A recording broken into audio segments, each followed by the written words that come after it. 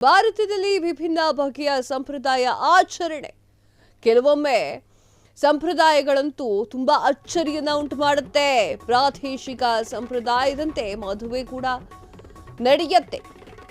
ಇಲ್ಲೊಂದು ಅಚ್ಚರಿಯ ಮದುವೆ ನಡೆದಿದೆ. ಈ ಮದುವೆಯ ಸಂಪ್ರದಾಯ ಕೇಳಿದ್ರೆ ನೀವು ಕೂಡ ಶಾಕ್ ಆಗೋದಂತೂ ಪಕ್ಕ.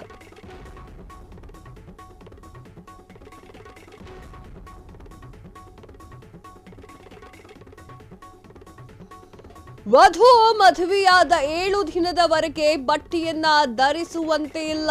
ಇಂಥದ್ದೊಂದು ಆಚರಣೆ ಹಿಮಾಚಲ ಪ್ರದೇಶದ ಹಳ್ಳಿಯಲ್ಲಿ ಒಂದಿದೆ. ಹಿಮಾಚಲ ಪ್ರದೇಶದ ಮಣಿಕರಣ್ ಕಣಿವೆಯಲ್ಲಿ ಈ ಒಂದು ಗ್ರಾಮ ಇದೆ, ಪೀನಿ ಎನ್ನುವಂತಹ ಗ್ರಾಮ.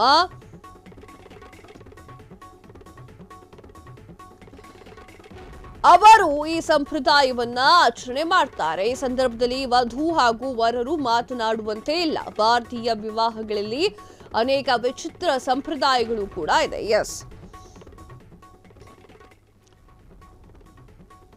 ಭಾರತ ಅಂತಂದ್ರೆ ಹಾಗೆ ಸಂಸ್ಕೃತಿ ಸಂಪ್ರದಾಯಗಳ ತವರೂರು ಇದು.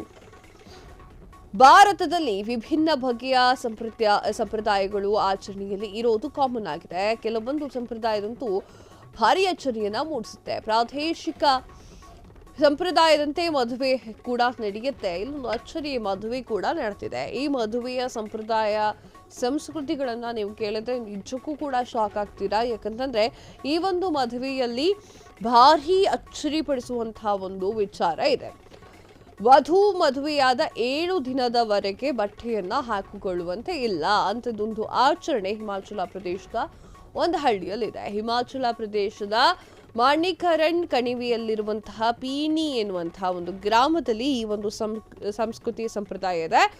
ವಿಚಾರ ಏನು ಅಂತಂದ್ರೆ, ಈ ಸಂದರ್ಭದಲ್ಲಿ ವಧು ಹಾಗೂ ವರರು ಯಾವುದೇ ಕಾರಣಕ್ಕೂ ಒಬ್ರನ್ನೊಬ್ರು ಮಾತನಾಡ್ಕೊಳ್ಳೋ ಹಾಗೆ ಇಲ್ಲ. ಭಾರತೀಯ ವಿವಾಹಗಳಲ್ಲಿ ಅನೇಕ ವಿಚಿತ್ರ ಸಂಪ್ರದಾಯಗಳು ಕೂಡ ಇರುತ್ತೆ. ಆ ಒಂದು ವಿಚಿತ್ರ ಸಂಪ್ರದಾಯದಲ್ಲಿ ಇದು ಕೂಡ ಒಂದು.